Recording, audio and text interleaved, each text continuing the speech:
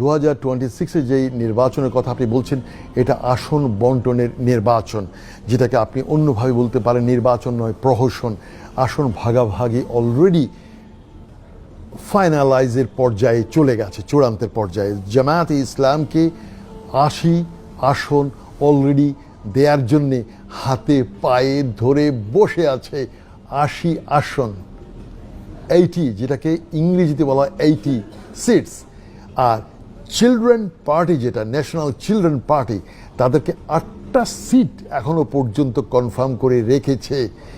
আর বিএনপিও চাইছে মেজরিটি তারা পাওয়ার নিতে। তবে আবার বলে রাখছি, যিনি ক্ষমতায় আসুন, জামায়াতে ইসলাম তারা হবে ওয়াচ ডগ। এই ওয়াচ ডগ বলতে অনেকে হয়তো বুঝবে না যে ক্ষমতার পেছনে যে মুগুর যে হাতে থাকা, এই মুগুরধারী হবে জামায়াতে ইসলাম। সুতরাং যারা আসবে 2026-এ, এটা একটা মিক্সড একটা কিছু আসবে। আর আমি আগেও বলেছিলাম জামায়াতে ইসলামকে যদি মেজরিটি দিয়েও এবার ক্ষমতায় বসানো হয়, Jamaat-e-Islami is too smart, very smart.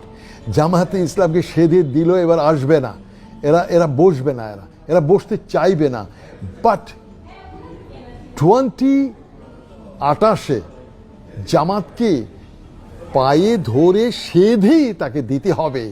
কারণ এই যে ট্রানজিশনাল পিরিয়ড, এই যে 2026 এবং 2028, এই 2 বছরের যে মাঝখানে যে ট্রানজিশন, যে সরকার আসবে, সেই সরকার তার কাঁধে কিছু কলঙ্ক, কিছু দায়ভার, কিছু ব্যর্থতা নিয়েই তারা বিদায় হবে।